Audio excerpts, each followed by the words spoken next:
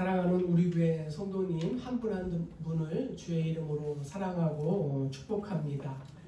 코로나19 때문에 홈페이지 영상을 통하여 예배를 드리시는 분들에게도 하나님의 위로와 평안을 기원합니다. 이런 말이 있습니다. 위기란 위험과 기회라는 단어가 합쳐진 말이다. 개인이든 국가이든 언제나 위기는 있습니다. 현재 가장 큰 위기인 이 전염병의 위험을 극복하면 반드시 우리에게 좋은 기회가 올 줄로 믿습니다. 독일은 연합군 분할 정치에 의해 45년 동안 동독과 서독으로 분단된 나라였습니다. 그런 동서독은 베를린 장벽을 허물고 1990년 41년 만에 통일 국가를 이루게 되었습니다. 그런데 이 통일의 배후에는 이러한 아름다운 이야기가 전해지고 있습니다.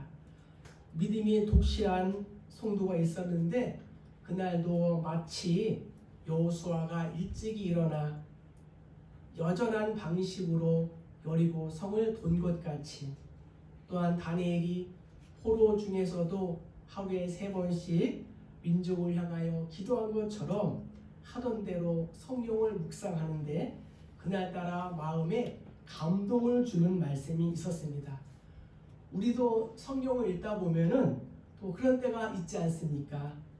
마태복음 17장 20절에 만일 너희에게 믿음이 겨자씨 한 알만큼만 있어도 이 산을 명하여 여기서 저기로 옮겨지라 하면 옮겨질 것이요 또 너희가 못할 것이 없으리라. 이 말씀을 붙잡고 베를린 장벽을 향하여 뛰어갔습니다. 그래서 이스라엘 백성들처럼 외쳤습니다. 어떻게 해요? 무너져라. 그런데 아무리 힘껏 소리를 쳐도 이 장벽은 꿈쩍도 하지 않았습니다. 집으로 돌아와서 다시금 이 말씀을 펴놓고 또 기도하면서 묵상을 하니까 너 한 사람 단수가 아니라 복수로 쓰여 있구나.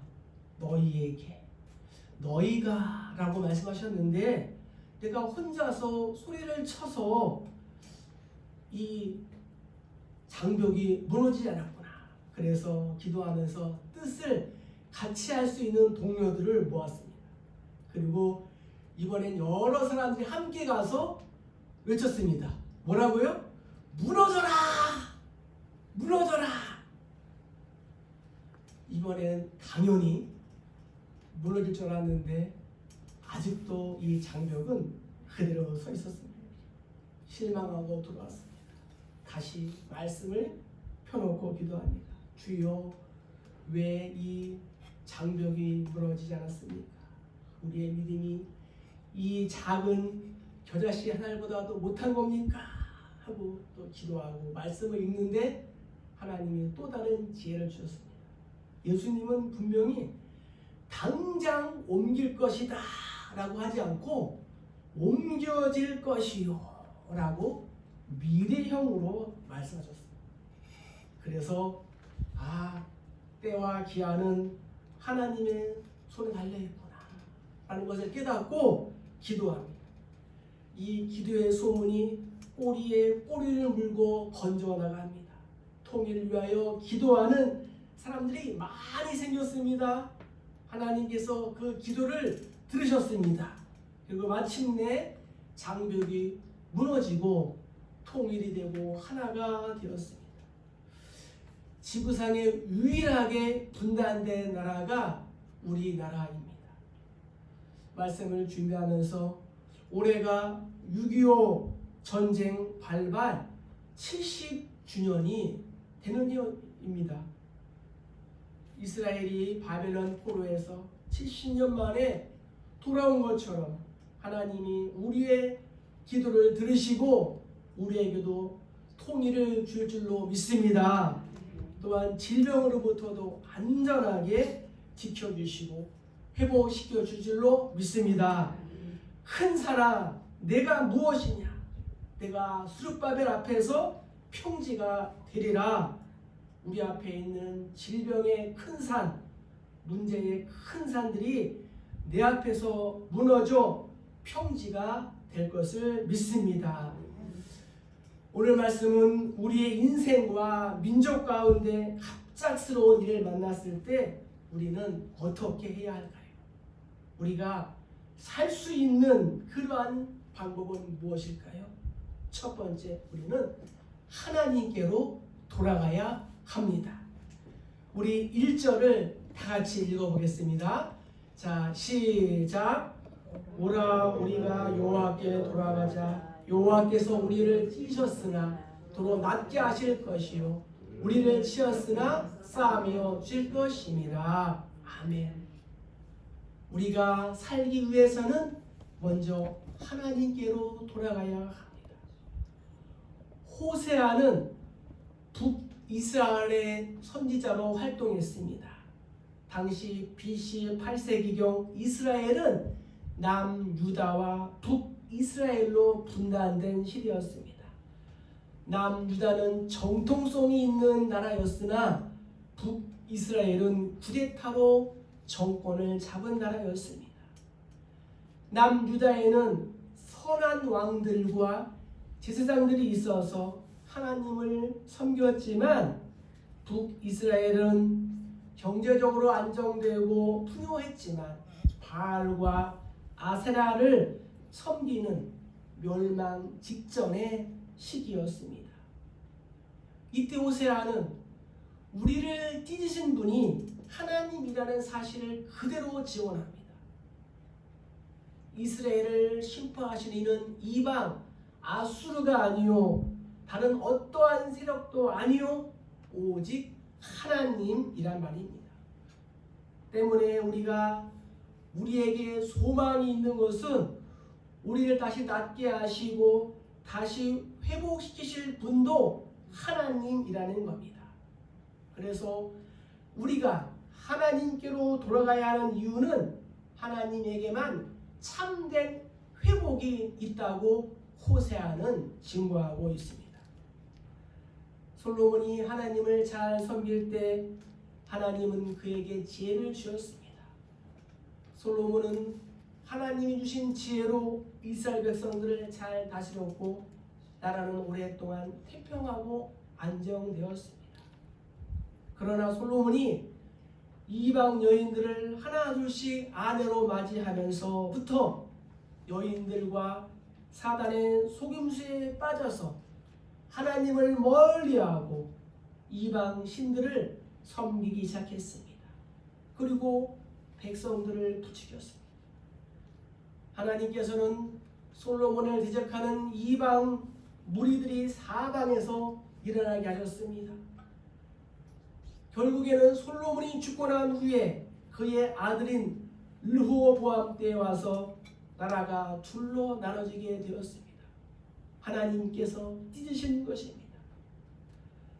북이스라엘 왕 여로보암은 하나님의 은혜로 왕이 되었지만 금송아지 둘을 만들어서 하나는 북쪽 단과 하나는 남쪽 베델에 두었습니다. 백성들로 하여금 이 금송아지 우상을 섬기게 하였습니다.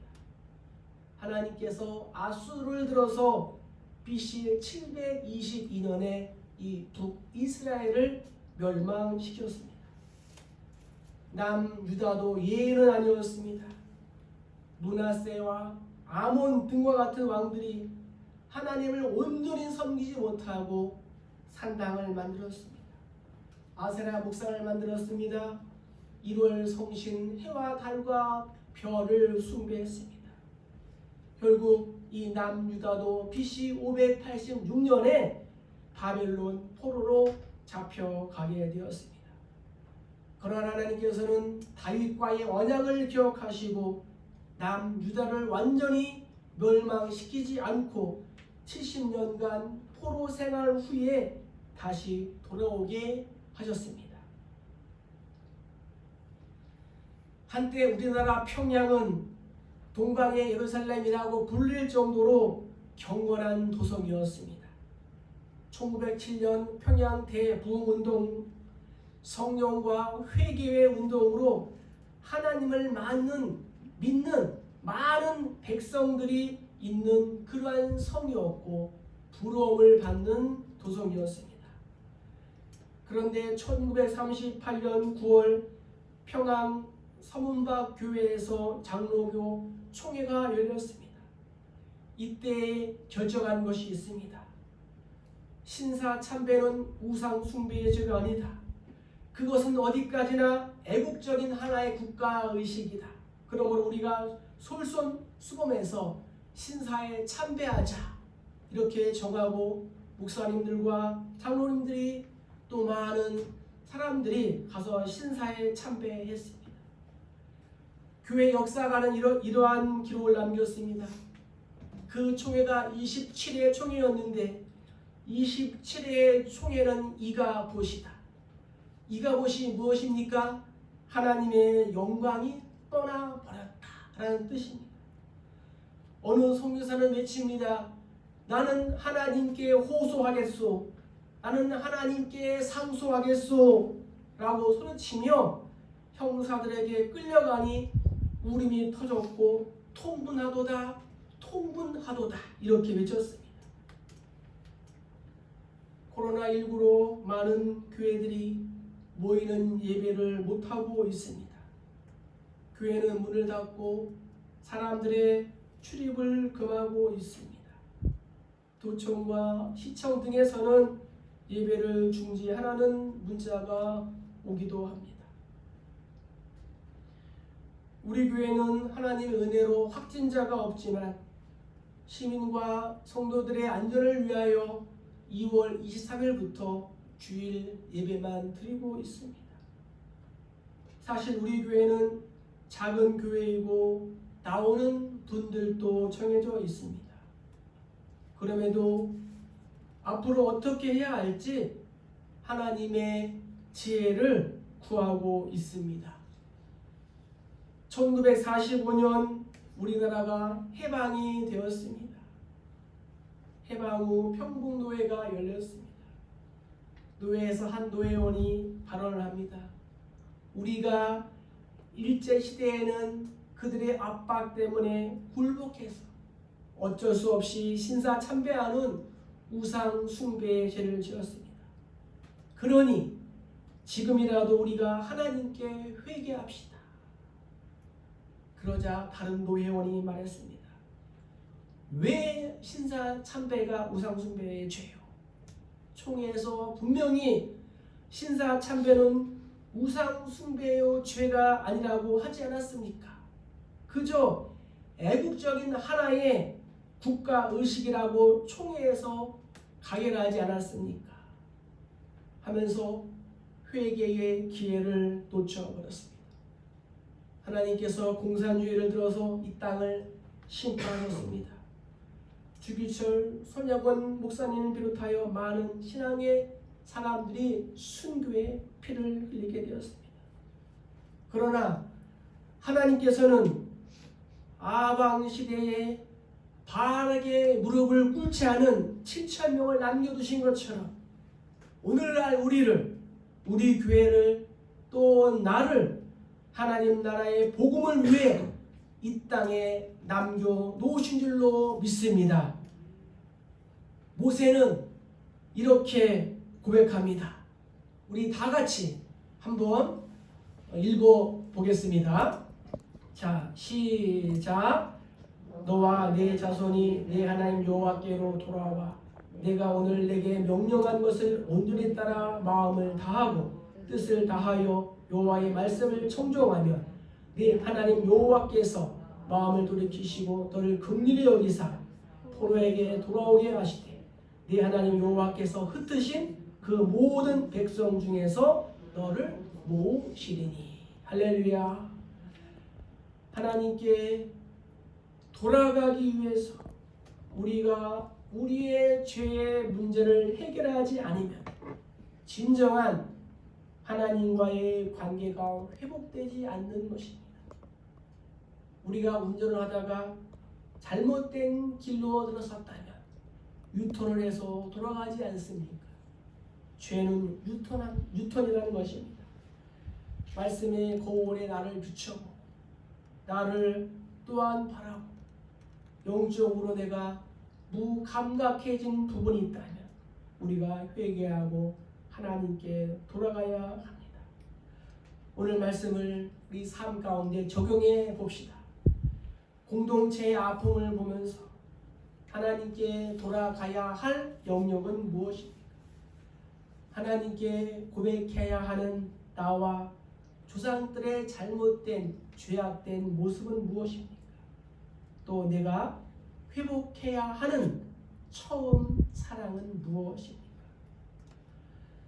두 번째, 우리가 살아남기 위해서는 해야 할 일이 있습니다. 하나님을 믿어야 하는데 우리 2절을 다 같이 한번 읽어보겠습니다. 자, 시작. 여호와께서 이틀 후에 우리를 살리시며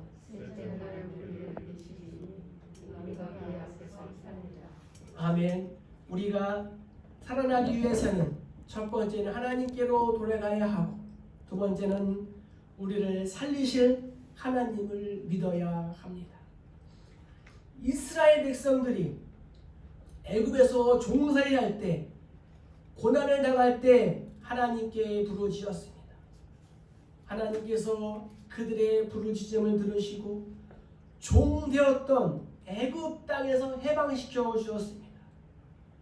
그럼에도 불구하고 이스라엘은 남쪽에 애굽이 쳐들어오면 북쪽 아수르나 바벨론에 가서 도움을 청했고 북쪽에서 쳐들어오면 남쪽 애굽에 가서 도움을 청했습니다. 하나님께로 돌아갈 생각을 하지 않았습니다. 하나님 뭐라고 말씀하셨습니까? 이사야는 이렇게 고백합니다. 우리 이사야 31장 1절을 다 같이 한번 읽어보도록 하겠습니다. 자, 시작.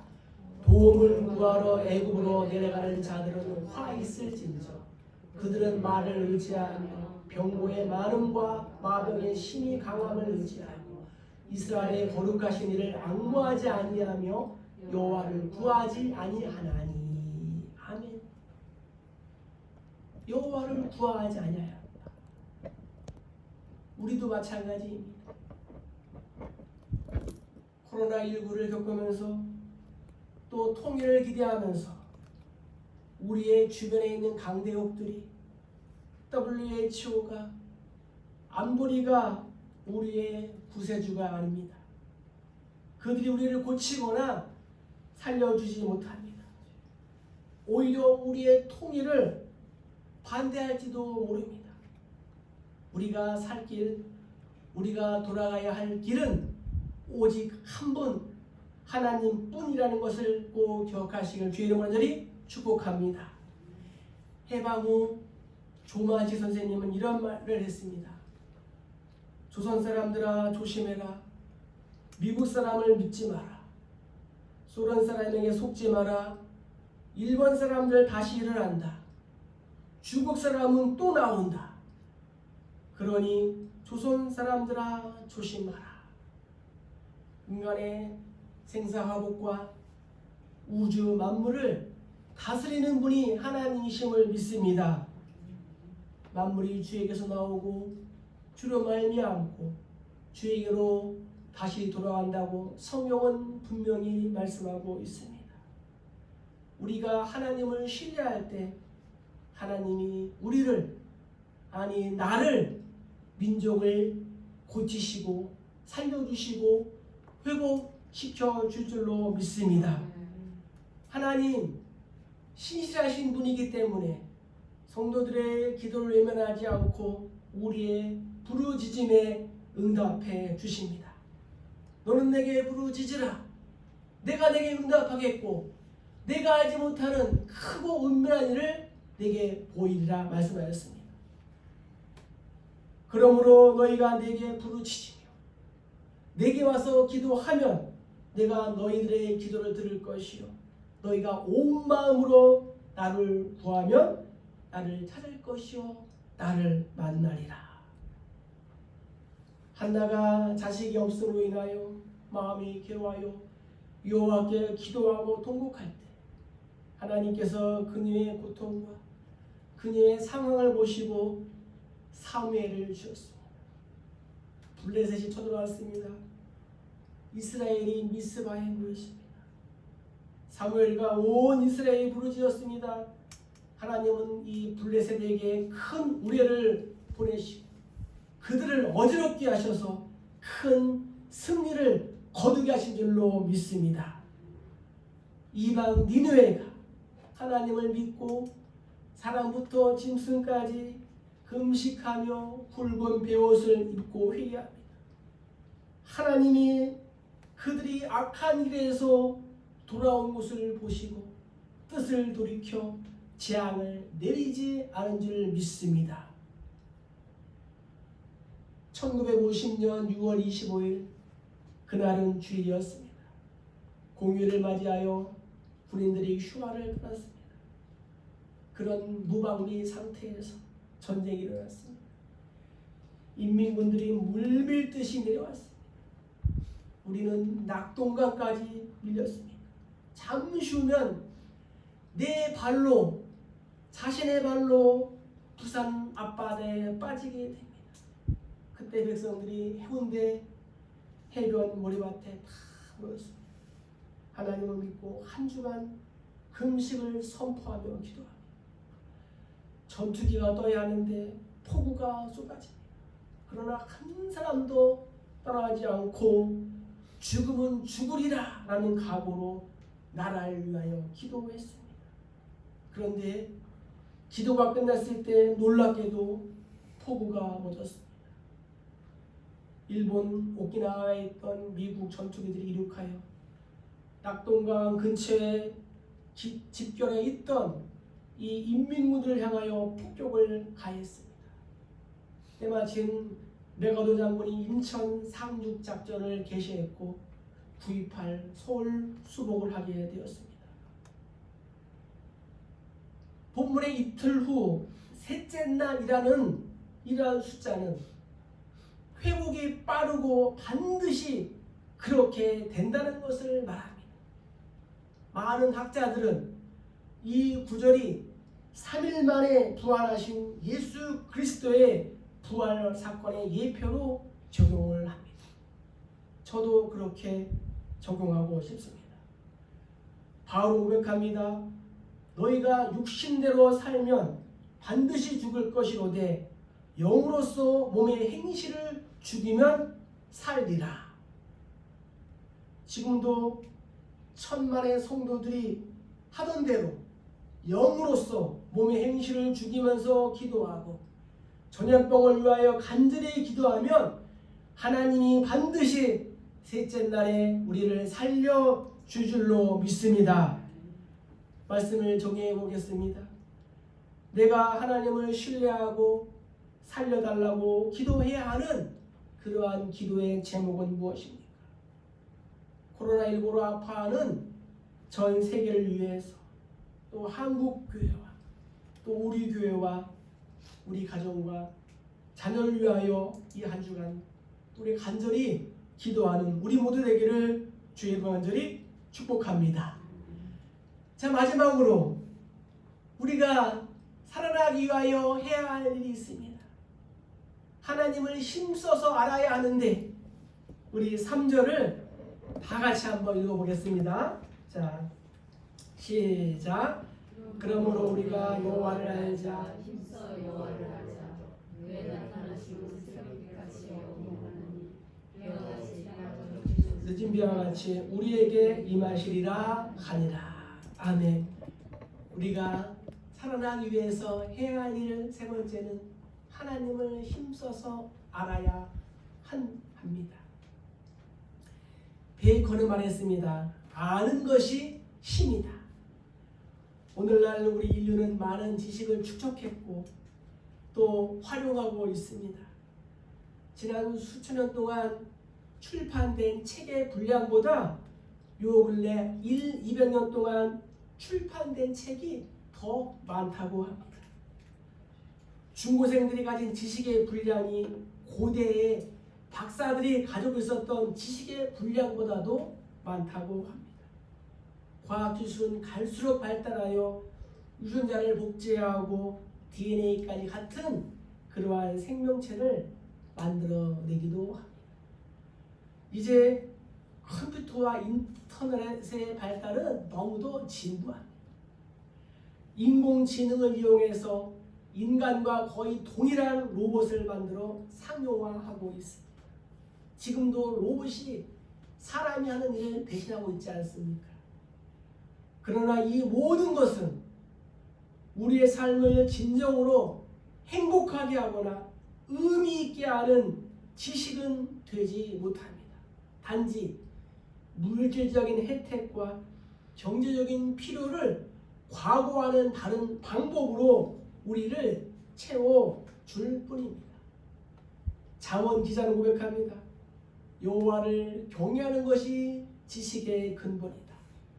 바울은 그리스도 예수를 아는 지식이 가장 고상하여 내가 그를 위하여 모든 것을 잃어버리고 배설물로 여겼다라고 고백했습니다. 그래서 호세아는 내 백성이 하나님을 아는 지식이 없으므로 망한다고 탄식을 하고 있는 것입니다. 심써 여호와를 알자. 여기에 심쓰라는 그러한 단어는 이러한 뜻이 있습니다. 추적하다, 뒤따르다, 분발하다 라는 그러한 뜻을 포함하고 있습니다. 따라서 우리가 하나님을 알고 섬기는 일에 우리의 마음과 성품을 다하여 열심히 쫓아가는 것을 말합니다. 또한 알자라는 이 단어는 시브리어로 야다, 헬라어로는 기노스코라고 얘기하는데 이것은 하나님을 이론적이 아닌 체험적으로, 경험적으로 알아가는 것을 말합니다. 사랑하는 성도 여러분, 우리 기독교는 이론의 종교가 아니고 체험의 종교요, 경험의 종교인 줄 믿습니다. 그래서 우리가 하나님과 관계를 맺고 직접 체험하고 경험하기 위하여 우리는 뒤따르고 열심을 내어야 하는 것입니다. 수동적이 아닌 능동적으로 적극적으로 하나님과 교제하고 경험해서 하나님을 알아가는 것입니다. 그래서 다윗은 이렇게 고백하지 않았습니까? 너희는 여호와의 선하심을 맛보아 알지어다. 그에게 피하는 자는 복이 있도다. 바라기는 사랑하는 우리 교회 모든 성도님들이 하나님의 선하심을 맛보아 알기를 주의 이름으로 간절히 축복합니다. 또 요한복음은 영생은 유일하신 참 하나님과 그가 보내신 자 예수 그리스도를 아는 것이니이다. 여기서 예수 그리스도를 아는 것, 이것이 예수님과 교제하고 경험하고 또 체험하고 힘써서 알아가는 것입니다. 이렇게 온전한 신앙은 이론의 신앙이 아닙니다. 체험의 신앙입니다. 우리의 오감으로, 우리의 전인적으로 하나님을 체험하며 알아가시길 주의 이름으로 축복합니다. 우리가 이렇게 힘써서 하나님을 알 때 하나님은 새벽빛같이 일정하게 어김없이 사랑을 베풀어 주신다고 우리에게 말씀하고 있습니다. 여기에서 일정하시다는 것은 신실하시다는 것입니다. 이스라엘은 농경 국가였습니다. 농경 생활에서 비는 필수입니다. 비가 안 오면 농사는 마치 망하게 됩니다. 이른 비는 파종 때 오는 비요, 늦은 비는 추수 때 오는 그러한 비입니다. 하나님께서 이 이른 비와 늦은 비를 필요 적절하게 때를 따라 내려주신다고 말씀하고 있습니다. 농경생활뿐만 아니라 우리 인생의 전반에도 이러한 축복을 줄 줄로 믿습니다. 이 땅을 덮고 있는 모든 어두운 질병의 그림자들도 하나님께서 반드시 물러가게 해 줄 줄로 믿습니다. 이제 말씀을 마칩니다. 성경에는 회개하고 돌아오는 자가 거절을 당한 일이 결코 없습니다. 그래서 이사야는 이렇게 우리에게 고백합니다. 우리 다 같이 이사야 30장 26절과 민수기 14장 11절을 한번 다 같이 읽어보겠습니다. 자, 시작. 여호와께서 자기 백성의 상처를 싸매시며 그들의 맞은 자리를 고치시는 날에는 달빛은 햇빛 같겠고 햇빛은 7배가 되어 7달의 빛과 같으리라. 내가 전염병으로 그들을 쳐서 멸하고 내게 그들보다 크고 강한 나라를 이루게 하리라. 전염병의 고난 후 우리 교회와 우리 민족을 더 좋은 미래로 나아가게 하실 것을 믿습니다. 전염병이 일어나서 내 생명을 찾을지라도 내 생명은 하나님과 함께 생명 싸개 속에 안전하게 쌓여 있는 줄로 믿습니다. 말씀을 적용해 봅시다. 나는 오늘 말씀을 통하여 어떻게 하나님을 힘써 알 수 있습니까? 말씀을 통하여 하나님을 알 수 있습니다. 말씀을 읽을 때 하나님의 뜻을 발견할 수 있습니다. 두 번째, 기도를 통하여 하나님을 알 수 있습니다. 기도할 때 하나님께서 말씀하시고 나의 허물을 고백하게 됩니다. 세 번째는 고난을 통하여 우리가 하나님을 알 수가 있습니다. 고난을 통하여 하나님께 가까이 갈 수 있는 것입니다. 부활절을 앞두고 한 달 동안 111 금식 말씀 기도 운동으로 우리가 또 하나님을 알아갈 수 있습니다.